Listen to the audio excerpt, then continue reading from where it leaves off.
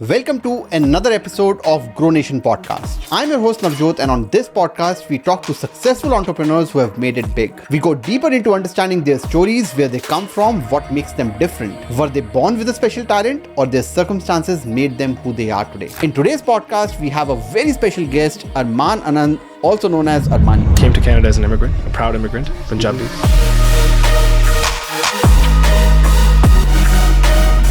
Arman is not an average real estate professional. A dropout from two different universities, he started in the real estate field almost a decade ago and never looked back. If you tell me I can't do something, I'm going to figure out a way to prove it. He comes from a family of doctors, but he was wired differently, and in the eyes of his family, he was a failure. But he loved sales, and in the first month of selling vacuum cleaners, he made $30,000. And they're like, no, it's sustainable. You might make a lot of money. Drug dealer makes a lot of money too. And a few years later, he was able to retire his parents in a $3.5 million house, all bought in cash. They attended the award ceremony and they were all in tears. My family was there and I went on the award, got the best award in the brokerage at the time. And now my dad even does real estate. Beyond his real estate investing career, he's also a TikTok star. And if you already follow him on socials, you know that he loves his cars. He's proven that not all paths to success look alike, and sometimes it's the most unconventional routes that lead us to the path of success. Without further ado, I present to you Arman Anand.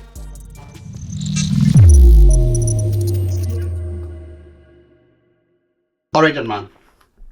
First, I want to talk about what do I need to know about you from your past that made you who you are today? The past obviously helped me become who I am today. So it was a big part of, the experiences that I've been through. I came to Canada as an immigrant, a proud immigrant, Punjabi, born and raised in Amritsar. And when I came here to this country, I've been through all the hardships with my parents, seen them work 3 jobs, 4 jobs, and did odd jobs myself in the start. Worked as a baker at Tim Hortons not for too long because I started eating all the Timbits. I shared the story all the time. Did that. And then, I soon realized that, there was a disconnect in our society between money and how we view money and how we make money. And everyone's chasing this financial dream for their stability, for their parents, for themselves, for their families, especially as us as immigrants. We're coming here for a better life. So, a whole part of my life, a good majority of it, was spent trying to break the code, break the system, to try to figure out how can we find financial stability for generations to come, so my future generations don't have to go through what my parents went through for us. And I wanted to give them a better life. I wanted to give myself a chance for a better life while I'm living, because I only have one. You only have one. And then same thing for the rest of the generations to come beyond me. So what's that one moment, while you were figuring this out, and not too long ago, right? So you were figuring this out. How old were you when you were going through this? This was my first job. I'm 16 years old. Yeah. Yeah. So that's about what, 10, 12, 13 years ago? Yeah. So what was that one moment where you thought that, okay, sales is for me? Because a lot of people don't figure that out. Yeah, it's true. It's that happened for me. See, I don't have anybody in my family that did business other than one person in my life. And that person lived far away because I lived in Toronto. He lived in, that's my uncle that I'm talking about, and he lived in America. But sales was sparked when I made the connection that I can sell something and make more money, or I can do something in terms of sales with my own abilities rather than trading time for money. And because time for money didn't make sense, because I had a passion for cars since I was 16, right? I came to Canada. I'm just a big car fanatic. Bought a crazy car, CL 500 Mercedes, that time, like an older car. It was cheap because they depreciate so much. But brand new, that car was 180 grand. I bought it for $12,000. Wow. But nobody bought that car because the service that car cost more than $12,000 a year. So I'm paying 100% of the value back into the vehicle. And I remember just buying that car, I had to pay for gas. Because I was like, you know what, I have to figure this out. So 18 was when I would say I really wanted to buy that car. I saved up money from 16. Trying to save money for that car from 16 to 18 really showed me that, look, I have to wait 2 years to buy and save up 12 grand. It doesn't make any sense, because at that time the salary was like $6 an hour, $7 an hour, something very minimal, right? So I have to keep working X amount of hours to save this much money. It was simple math. So I have to just keep trading time for money. That did not make sense to me. And I was like, I'm never going to get ahead. And same thing with my parents, right? They're doctors. They come here, they're doing odd jobs in their first year until they're getting their licensing again. So they came here, all their certifications are gone. through the window. So, a wealthy family back home is not wealthy anymore. We're middle class. So that was, see my parents do 3 jobs, put in 2 sisters to school, and they're trading their time for money, and they're not figuring it out now. They're like, we figured everything out in India, but in Canada, I can't figure the system out. So that really woke me up, and I was like, something has to change. I have to be the change. I have to make sure that if I'm not changing for the better and doing something different, we're going to be stuck in this loophole over and over and over again. And like you said, we just have one life. We have one life. Yeah. And people take it for granted, right? It's just like the kids that grow up, right? When you were younger, when I'm younger, we all have this dream, right? We want to be this. I wanted to be a chef when I want to grow. Like when I was growing up, like when I was like 5 years old, 6 years old, I loved eating. I loved food, and I was like, I want to be a chef. And I'm like, I want to be a pilot. Those things change over time. The narration changes, but as we get older, we become more realistic with our goals, and that's something that has to change. And we all often have to remind ourselves that the kid inside of us still should be alive and should be dreaming about the things that you thought about then, because when you're a kid, you don't care about anything else. You just think everything's possible. And that's the biggest strength a child has, right? When we're older, we become too realistic. And this can be done. This is possible. This is not possible. You start creating those boundaries for yourself. So, like, in your view, why do we create those boundaries? I think it's because people get comfortable and a part of accepting the reality as they grow up. So if you're stuck in the system, you just accept your fate. And once you give up on yourself, that's where everything changes for you, because you don't have any more personal growth at that time. And a lot of people that are stuck in 9-to-5s, salary is a drug. I always say it. It's the biggest drug in this world that they give us to forget about our dreams. So if you're forgetting about your dreams and they're giving you this paycheck every single 2 weeks, you become okay with it. You're like, yeah, 2 weeks it's coming back into my account. 2 weeks it's coming back into my account.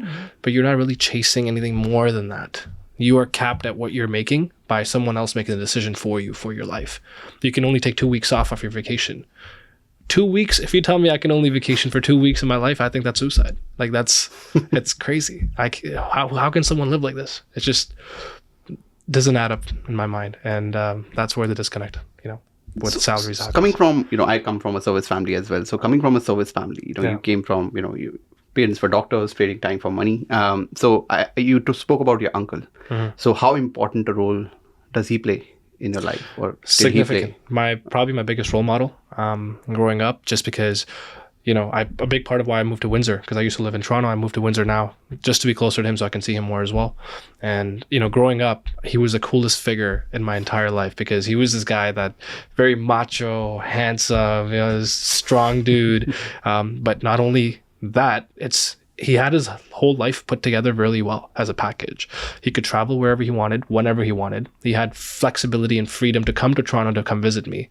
And, he took care, whenever we came to Canada, he was the only family that we had in Canada. All of our families in America, he used to come to Toronto all the time, unannounced, probably like once every 2 weeks. Oh, wow. And for someone to have that type of freedom, you wonder, like, they must be stable. They must be financially strong, right? Because they can pick up and go whenever they want, wherever they want. And that's the type of freedom and flexibility I wanted. And looking at him, he used to be a business owner, and the only business owner in our family. All my family generations is just doctors. Like all my mom's side is all doctors in America. And they're all, successful, all highly successful, but in their own ways, right? They're still limited in terms of other things lifestyle wise. So high income jobs, but a lot of studying, a lot of debt, and a lot of process. So he skipped that entire process. He knows the coolest people. He knows people from the NFL. He knows people from the NBA. He knows the mayor. He knows President Obama. He used to send him cards to his house. Wow. For Christmas. Sing, have a Merry Christmas to you and your family. And that was just like, wow, like he's larger than life. Right? He's larger than life, right? And it's possible. All our life we have been told, this is not possible. You can't shake hands with Obama. Yeah, it's possible. Suddenly you realize it was. And that too, he was an immigrant in America when he came, 17, 18, like when I came. So. And that was a tough time. Yeah. Because there's not a lot of Indians, and being an Indian at that time, like we were looked as terrorists, right? And they're like, oh, there was no differentiation, right? And then remember when 9/11 happened, he was going through the hardest time because people were discriminating against that. But it's sad times, but you build resilience, you build stronger character, and he was a big role model in my life, and he used to tell me, get into real estate, start investing, and get into business for yourself. That's where your life will change. You want this life, you have to do something different. You have to learn different values. You have to think a different way. And once I shifted that mindset and tried to adapt his mindset, things changed. So you bought a Maserati when you were 25. Yeah. 25, right? Not 25, yeah. Yeah. So not a lot of people do that. Like, and I kind of know that you regretted it when you bought it. But talk me through, what happened, because I know you are massive on cars and I just got a big check. I remember it was like, I got a big check from like my sales commissions that I've been saving for the last couple of months. This is, at that time, it was probably the most amount of money I made, right? And it was like $100,000 check, right? And like, because I'm in pre-construction, so we don't get paid every like 3 months, like in resale. In pre-construction, you get paid once every couple of years, right? And we get paid big time, and whenever the checks come. So I got a $100,000 check. Things are going great. I'm like, I look at the bank balance. I'm like, okay. I look at this car. I saw it online. I'm like, man, this is like a dream. I love Maseratis, and especially that car, because it's a Ferrari's brand, right? And that was like a stepping stone to me buying the Ferrari. And when I bought that car, it showed me that it's possible. And it was just like, look, it was just a thing that I had to prove to people at the time, because I wasn't really that mature that way. It was more so like, I needed this to flex. I needed this to show to people that I can do it. And I could do it, but that was all the money I had. So it wasn't the greatest financial decision, which I regretted later on, because I could have done a lot of things with that money at that time, because real estate was very cheap still. And if I had the mindset that I had now, I could have bought 30 of those, right? But put everything into that car. I bought that car, bought it cash. First thing I did with that car is I took my first cousin, Oval, and I drove it to my uncle's house. Oh, wow. Because I wanted his validation. And what was his reaction to it? Right when I showed up to his house, I took it the same day I took it from the dealership. It's that moment I drove to Toledo from Toronto, 3.5 hours away. And when I went to his house, I pulled up in his driveway and I'm like, I have something outside. Go on, come outside. He comes outside. He's like, you idiot. He looked at me, and it's a complete opposite reaction of what I'm thinking, right? I'm thinking he's gonna be so proud of me. Like, I'm 25, I bought a Maserati. And I'm like, he's like, you idiot. He's like, what did you do? And I'm like, what do you mean? That's just a sick ass car, right? Like, aren't you proud of me? He's like, I'm proud of you, but you're the stupidest guy I've ever met. He's like, you didn't learn nothing that I taught you, right? He's like, take this money. How much did you buy this for? Did you finance this? I'm like, no, I paid it cash. He's like, you're even more dumber than I thought. He's like, you pay this cash? He's like, you finance these vehicles, use the rest of the money, invest it, and make the investment pay for this car. And that was like, okay, shit. I didn't figure this out yet. I'm just playing. You got a $100,000 check, but there was still a lot of growing up, right? Yeah, so, exactly. Yeah. And that's the growth that you have to go through. And I learned through that process. Like, and if I did not do that at the time, I would not understand the car industry. And I learned a lot about the car industry from that point on, and a lot about myself. Because I was like, oh, this car is great, but it was a dumb decision. And I have to delay my gratification. I shouldn't be buying this now. It's not something that I need right now. I should build a better portfolio. And that's when the switch happened. Right after I started killing it in sales even more, started getting crazy amount of checks coming in from the real estate business, from sales. Then I started investing that money. That's when I saw compounding happen like crazy. And I was like, whoa, mind blown. I'm like, poof. Whatever I'm making here, I'm putting here, I'm doubling it, tripling it that fast.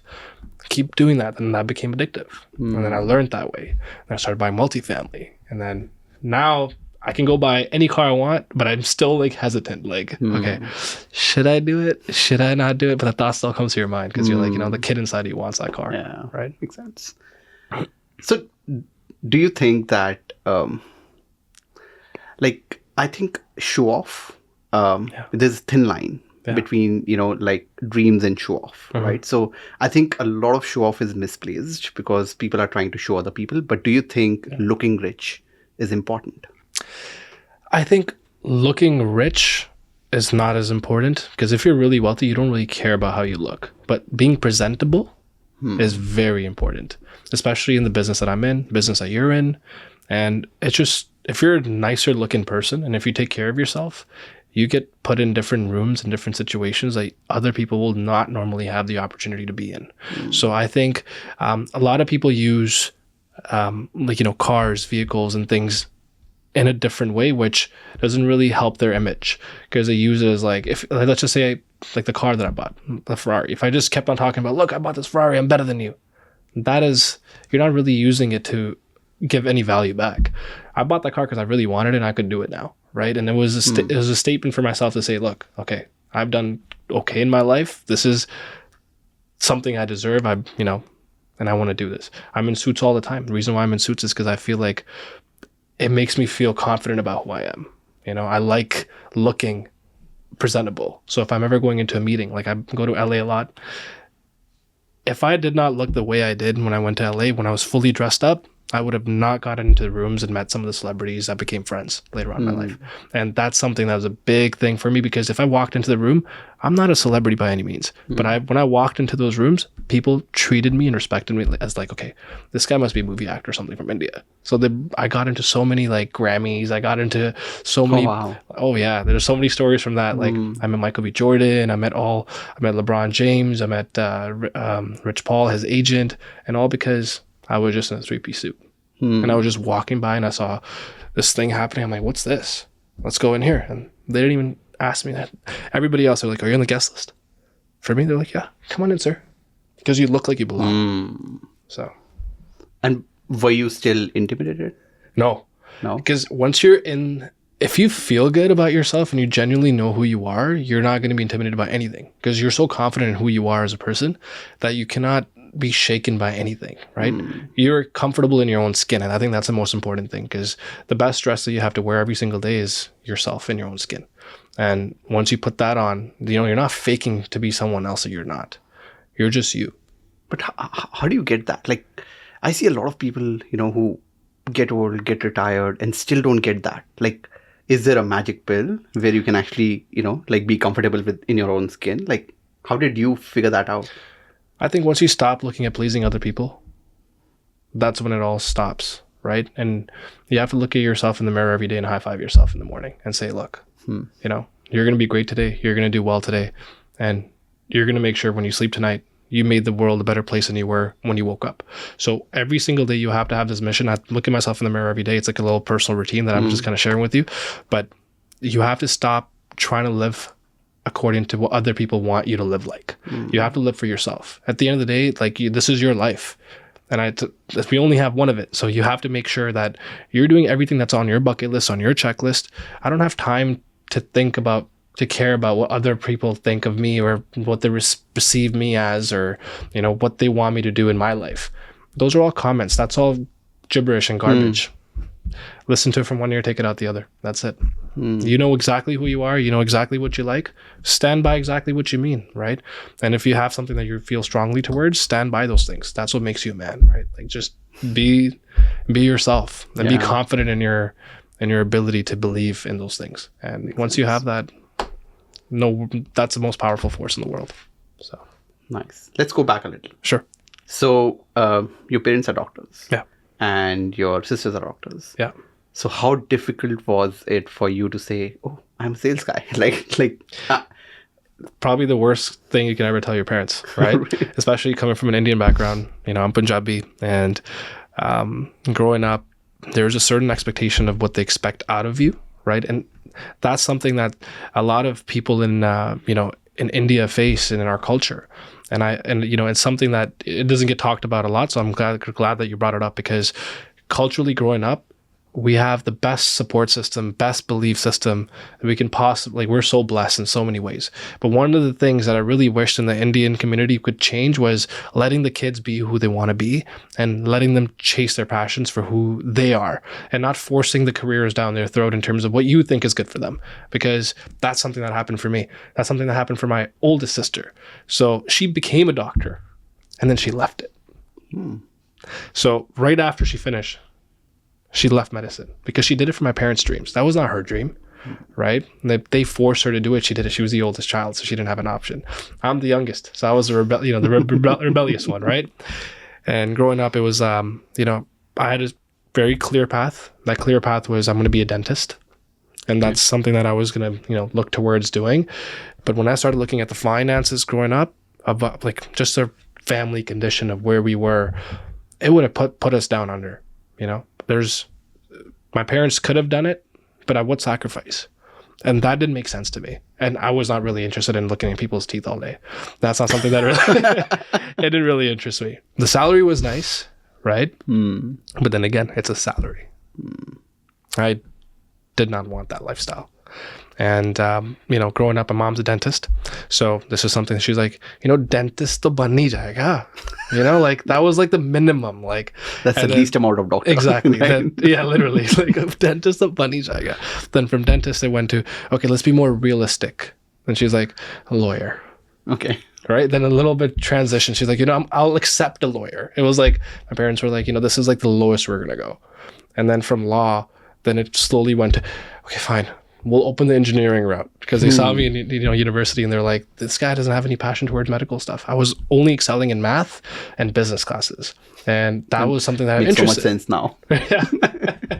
It was something that I had interest in. So wherever I had interest, I paid attention. I did the work. I enjoyed it. If I didn't like that course, I wouldn't even go to the classes. I was like, this is a waste of my time. So, doctor, lawyer, failure. I came in the failure route in the first better half of my life, until then now you have to redesign the whole system and reprove everything to your parents, because they come from a traditional mentality of, educated. This is what we expect. There's a class associated with becoming doctors. I understand. That's the case, right? If you tell someone you're a realtor or you're a mortgage agent, like, sorry, what? Like they look at you as like, there's a notion perceived with their careers that's not positive. That's not held at the sales, same. Right? Like it's not just about, like that. It's about sales. Yep. And I always tell people that, like even engineers, let's say, the only reason why they are getting a salary is because someone is selling in the company. So it should be a glorified profession. But yeah, you are right. It's just, comes across as something that's dirty. Which it's not. Yeah. So tell me, what was your mom or dad's reaction when you said that I don't want to do this? This happened right after university, because there was like a moment in time which just stopped for me, and that's when I was figuring out, what's my next step in life. And this is right after university. I'm trying to figure out, okay, this is what I'm going to do. This is something that can make sense, but I have no clue what I should be doing. But I was involved in sales jobs at the time. I was selling vacuums. I was selling phones. I was doing a lot of sales jobs, and I was making a lot of money then. And doing these sales jobs, I was like realizing something. I'm like, I'm really good at sales. And that's when I realized, this is something I enjoy. I enjoy meeting with people. I enjoy interacting with other people. I enjoy the human connection. That's where I excel. That my parents don't enjoy, my sisters don't enjoy, but that's where my interests lie. And then the money is just a byproduct of that.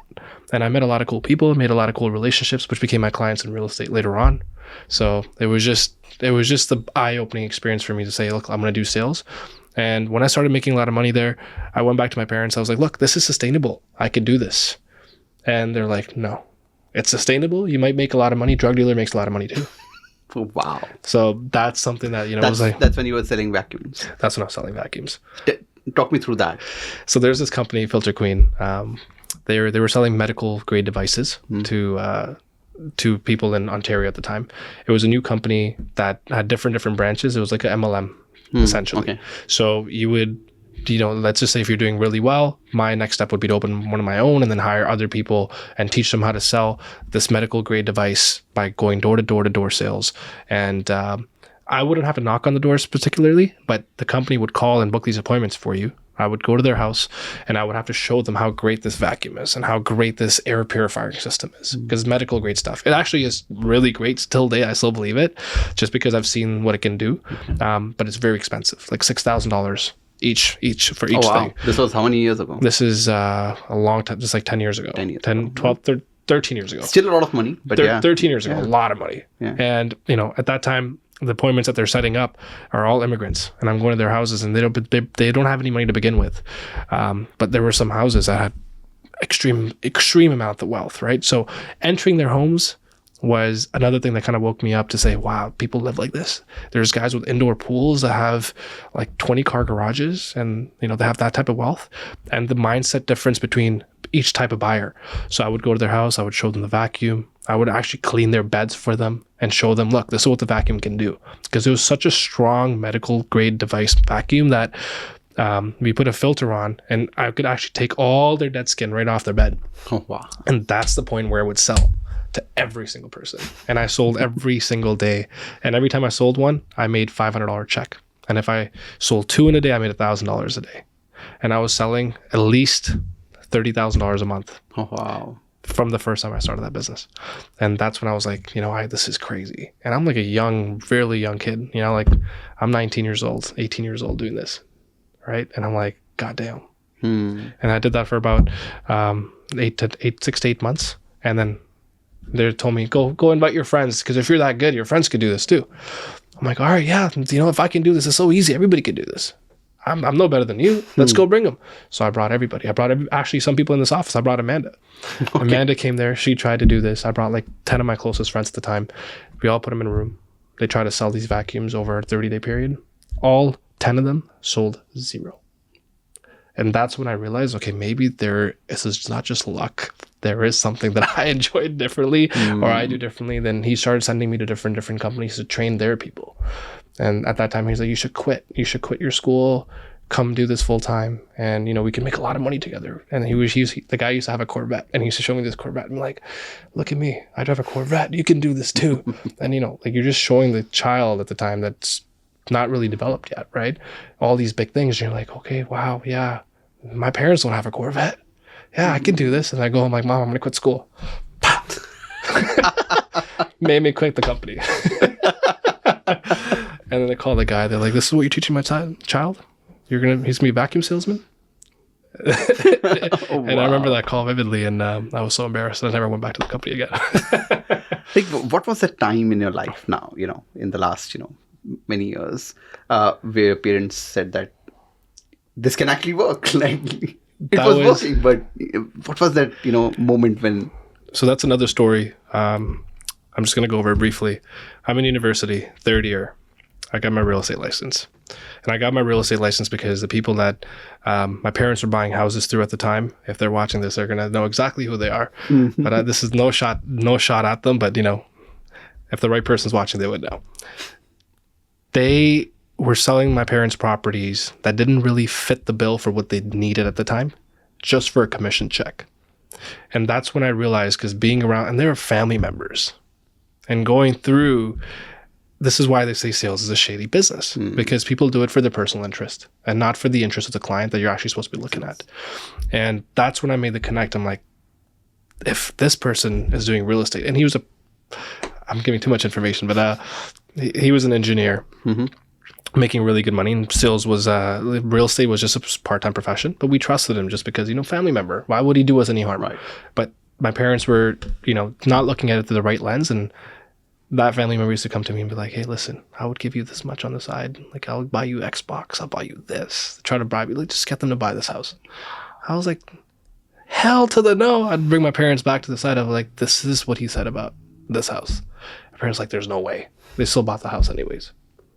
And then from that way, I was like, this gotta change, because my parents are being taken advantage of at this point. And then I started getting my real estate license, got in the process of acquiring the license over a 6-month period at the time. After I got my license, I got into sales right away.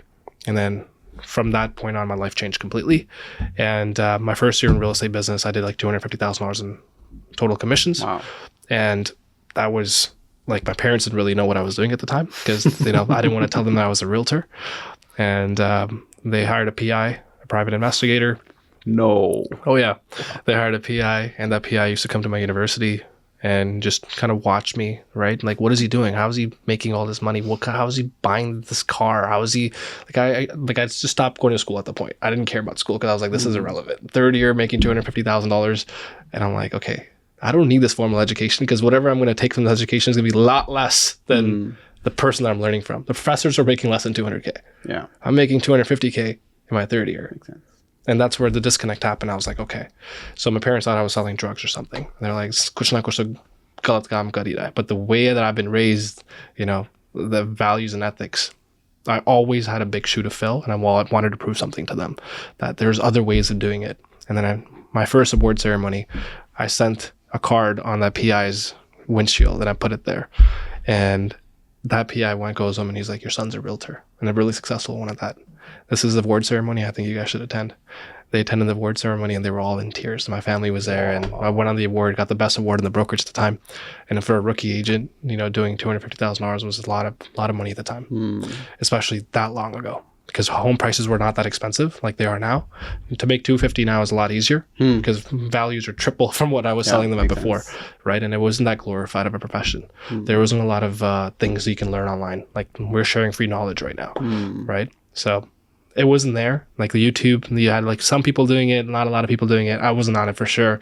You had to hustle, right? Had to hustle. You still have to hustle, but the hustle was very different. You have to door knock for knowledge. Anything and everything to succeed. There was nothing that came off the table. And that's something that a lot of realtors were really lazy. Right when you come into this profession, you realize you can blow this thing out of the park. If you have work ethic that can if you can just outwork your competition, you're going to win. Yeah. There's literally no other thing that you need. You don't need any special powers. You will learn through the process and you will adjust and deviate and make the right moves accordingly. But you have to outwork your competition. Put yourself in that position. Oh, yeah. And that's what I did. I just outworked them. That's so important. This actually reminds me, someone asked me, so I'm a researcher.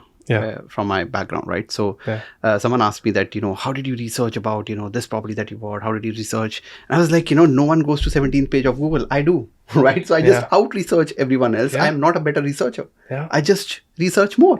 You're more curious. Yeah, so I'm just more curious. I'm just, talking to people. If I want to buy a pre-construction, and if I'm, like speculating and everything, I'll just go to a development that the builder built and someone is gardening and I'll just ask them, how is the construction quality? Yeah. It's just a drive, 20 minutes, right? So I think it's so important, so critical.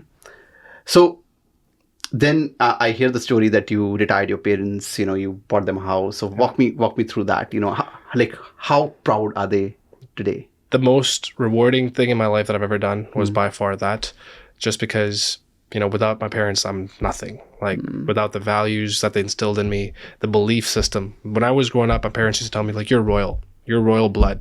And that kind of confidence goes a long way, because I used to legit think my dad was some sort of king. Like, I swear to God, when I was growing up, I'm like, my dad's a king, because the hospital that he ran, he had a huge operation. He had a lot of people working for him. He served the community in more ways than you can imagine. And he had a hospital in Raya. Raya is not too far from Amritsar. And I remember he used to go there every day, and he used to have like a 250 hospital bed hospital. And he used to do a lot of free camps in Russia, free camps for eye surgeries and stuff. He used to do eye surgeries like throughout Canada, America, you name it, he's been there. And growing up, I used to be like, okay, I want to be like my father. I want to make my dad proud, right? Because if he's a king, I want to be the next king. I want to be worthy of being that king. And my mom used to tell me, like, as a child growing up, and I'm like 6-7 years old, and you're believing everything your mom tells you, like, we're royal. This is the royal family, and you're the prince. So whatever you learn from now on, you have to think differently, you have to behave differently, and you have to have a belief system that nobody else does. And that belief system that they instilled in me as a child really helped me growing up, right? Because you like, that's like a superpower, like the confidence that you build. And when they came to Canada, all that just went away, because now you're older, now you realize, okay, like, they built this life for themselves, right? They didn't take no handouts, and they sacrificed everything to come here for you. And I have 2 sisters. So women in India are not treated equally as men. It's just a fact. And that's just the way it is. And my mom wanted a better life for my 2 sisters. And, me as a third child, obviously I was later down in the priority list, but they were the first priority, right? And I love my mom for that, because, she had a cause, and she uprooted her entire life with my father, and they came to this country just so women can have a better stand at having the life that they never had, that mom never had growing up. So that was her cause. We came to Canada. My sisters are extremely well. They're independent. They're successful. They're happy, right? They have more rights and freedom now than they ever did in India. And in doing that, they sacrificed everything. And that sacrifice was the biggest thing that I saw, how to be selfless and how to do it for your, I don't know if I could do this for my kids. Honestly, if I had kids, I don't know if I could, right? to tell me to uproot everything and go to a different country and start all over again from scratch and give it all away and work 4 jobs as in factory jobs, this job, that job, after you're a medical professional who's respected highly in Punjab, highly in India, right? And to do all that, to sacrifice that, you really have to be really strong individual and have to have a really strong purpose. So they did that for us. Luckily, knock on wood, everything worked out. And, sales gave me the life that I could give back to them. And I bought them their first property as a gift. This was a property we bought in Brampton. Later on in my sales career, when I saved up a little bit of money, I bought them like a magnificent over 6,000 square foot home, 3-car garage, corner lot. I used to work with the developer, and the way I built this house, everything custom to the nines. And I was like, you guys are back to where you guys were back home. Here we go, And they're the most proudest parents possible. They're super proud of everything I've accomplished. Now they're totally different than they were before. They've grown so much through this process, and now my dad even does real estate with me. Yeah, he got his real estate license. He doesn't do much real estate, but he's with me, and I take him to all these houses. Like tomorrow, we're actually going to look at a $3 million house in Windsor on the waterfront just to go look at it, right? And I'm doing that with my father. So like we go property hunting. We talk about properties on the dinner table, like, well, this is what's happening. This is what's happening. My mom's always into it, and she's like, yeah, pani ke upar ghar lena hai. Now that's the next thing I'm looking for. Nice. So I'm just trying to find the right property, right? Like, but that's the beauty of sales. It's like, it gave me the life that I could do this for my parents, right? And after I did that, and now I'm finally living my life because I wanted to make sure that I could get back to them and to do everything that they've done for us and sacrificed for us to make sure they're retired, they're taken care of. They don't ever have to work a day in their life ever again.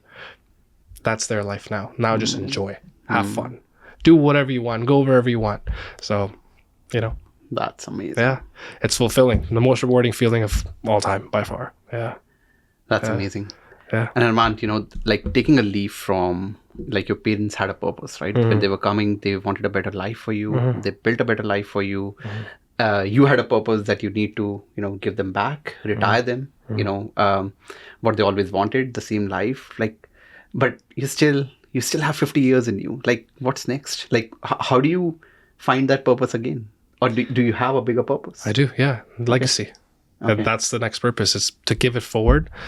I'm not going to be the last generation. I'm going to have kids one day. And I want my kids to be taken care of. And I want to be that staple in our family to literally set up our generations. And that's my biggest purpose right now. And to have a legacy that can be left behind, that I want to impact the world in a way which is going to be remembered. And I want to be remembered for something positive. So, I'm trying to change lives. I change lives every single day. Help people achieve financial freedom. If I can do it, so can you. There's literally just this mind shift and just thinking a different way. That's all it is. If you just think from a different perspective, everything can change in your life. And how to transition that mind shift is literally what I do. I'm not a real estate agent. What's that mind shift? Like, you have to believe, number one, right? And you have to believe it's possible. But the mind shift has to change from,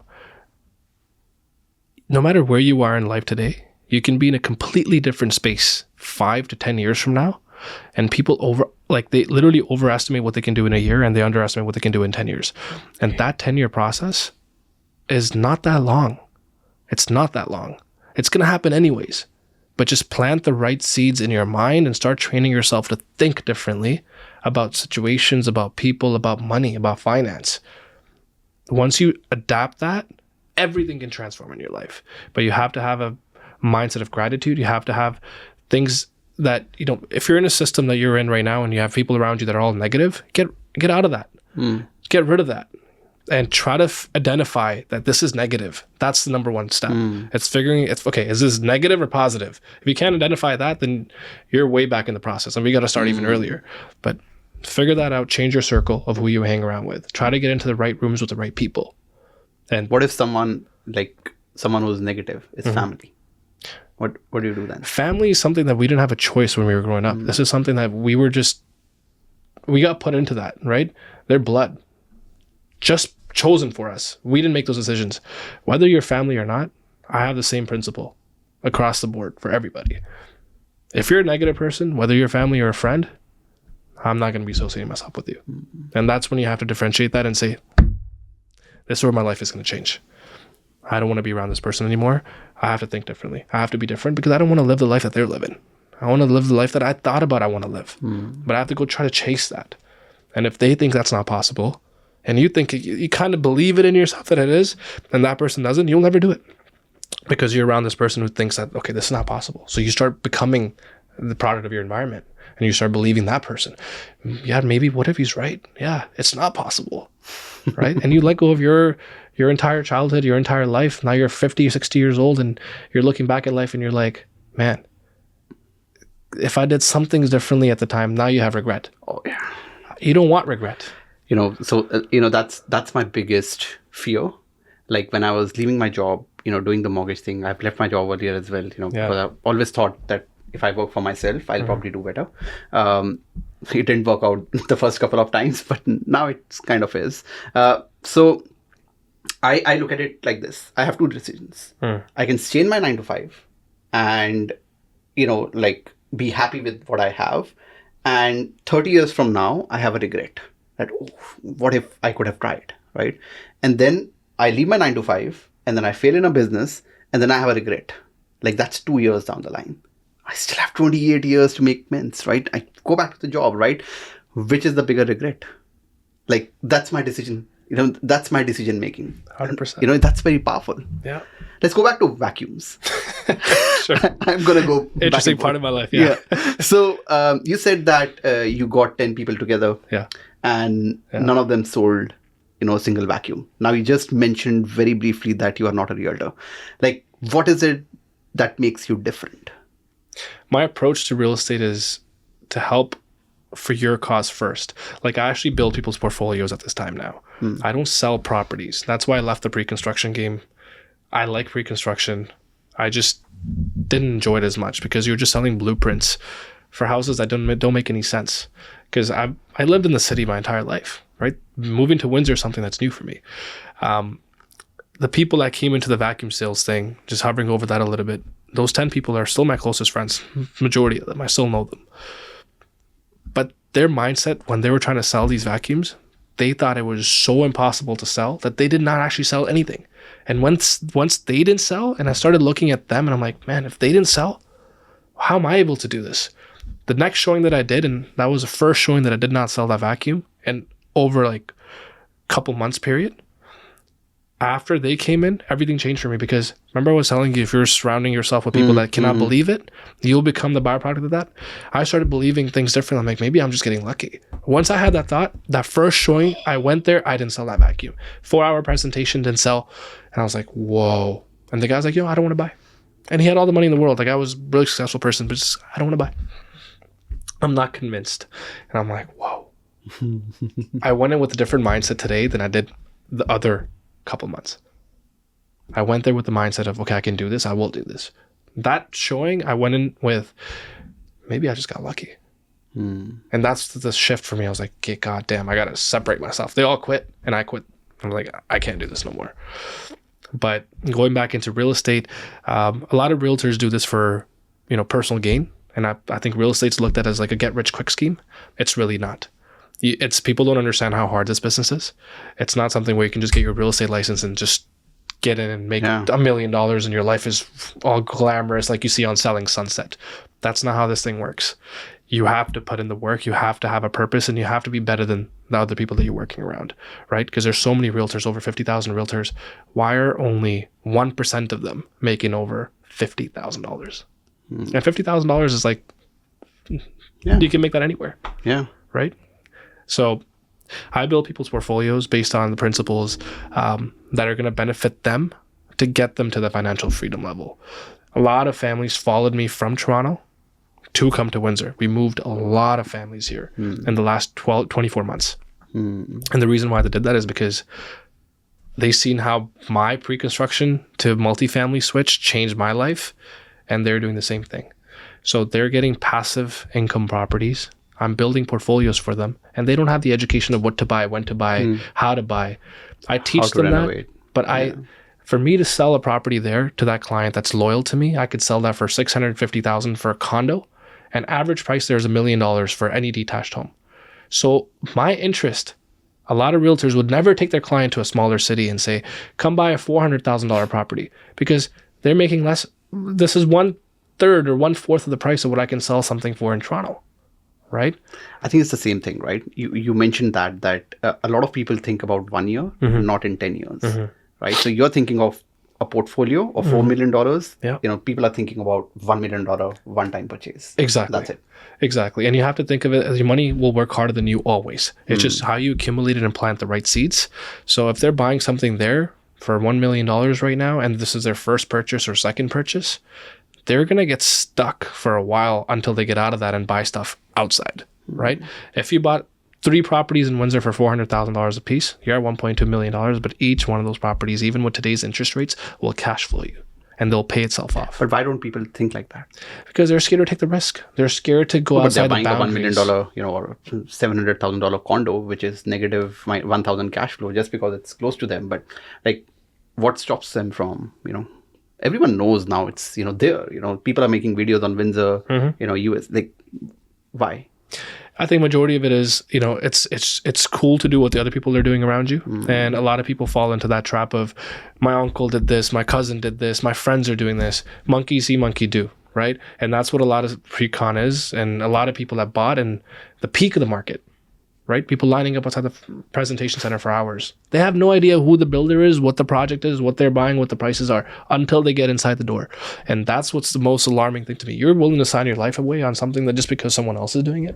How do you know that person's making the right decision and not following somebody else? So they fall into that trap. But, once you come to that realization of numbers don't lie. Numbers have to make sense. If numbers make sense, do the deal. I don't even look at the deal objectively just as a house anymore. I look at the numbers first. Oh yeah, makes sense. If the numbers make sense, then I look at the house and I'm like, okay, we bought the Ohio one, right? Yeah. I saw that 3 months after we bought it. Yeah. I didn't see it. See, right? now that's inspection report makes sense. Numbers make sense. Like the story makes sense. Buy it. That's something that I want to touch on real quick, because you live where? Yeah, Kitchener. Kitchener. You bought in Ohio. Why? Numbers made sense. It's a better investment, much cheaper, giving you higher returns, and you never seen the property for 3 months. Yeah. Why do you need to? If the numbers make sense, you've seen the videos, you've seen the inspection report, have the trust to take the risk. You have to take the risk. And that risk, that is the biggest difference in mind shift that you've adapted now, that you're going to be taking this on for the next property, for the next property, for the next property. You don't have to be tied down to your physical location. Right? Your mind can be still somewhere else. Physically, you might be here, but you should think outside the box. Think in different areas. Think in different regions, different countries, right? So chase wherever you get the highest return, ROI, that's where you got to go. But it's a mental shift. All right. So this section, I'm still trying to name it, but let's call it the Rapid 4, where I'll, just quick answers here. Sure. So the best advice that you ever got from someone, and who was it? If it costs you your peace, it's too expensive. And that's from my mother. Wow, that's powerful. Yeah. What's the worst advice that you got? I'll not ask from whom, but yeah, what's the worst advice that you got? Be realistic. It's impossible. And that itself, if you tell me I can't do something, I'm going to figure out a way to prove you wrong. So, and everything is possible. That is in fact true for a lot of people. Yeah. Like, they just need to be told you can't do it, and then they'll find a way to do it. The word impossible itself has 2 meanings. It has I am possible. You just have to look at it differently. What's that one rule that you think that, like, it should be a rule, like it should be followed by everyone? There's a few things I can say for this one. But one thing particularly that I would say is, don't let the kid inside you die. Keep those dreams alive. Dream bigger. And aim for every single thing that you wanted to do. Make it happen. You have one life. Go for it. Just go for it. Just like the Nike symbol. Just do it. Yeah, just do go it. for it. Last one. If you were to take someone out for lunch or dinner, dead or alive, doesn't matter. Wow. Who would that person be? I don't want to bring the dead back to the living. So we'll just do the living for now. If I could take anybody out for lunch right now, it would be Patrick Bet-David, PBD. Yeah. Why? I just love his mentality and the way he approaches things. I love it. And his philosophy on a lot of things that he talks about, that he stands for, is in line with who I am as a person. And that's where I connect with him a lot. I feel like he's a person that's not scared to stand behind what he actually believes. And that's what everybody should encompass. Because whatever he believes, he'll make a video on it. Whether he gets hated, whether he gets loved, he doesn't care. Right? Other than being highly successful, he's also a great father. He has a great family system. He's the most well-rounded entrepreneur, I agree, businessman that I've seen that's doing it at a very high level, and that's also true to himself and not trying to be someone that everyone else is trying to mimic each other. He's not mimicking nobody. He's that guy that he knows who he is. He's very confident, very sure shot, and just to have that energy rub back off onto me and have a conversation over lunch, that'd be cool. That's amazing. Okay. Arman, this was really amazing. I learned so many new things. Thank and you. I'm sure the viewers would have, loved this as well. Thank you so much for doing this. No, thank you for having me. This was great. I appreciate you coming down because you came all the way down from there. So that's the hustle, right? Yeah. No, I love it. This was fun. We should definitely do this again. Thank you.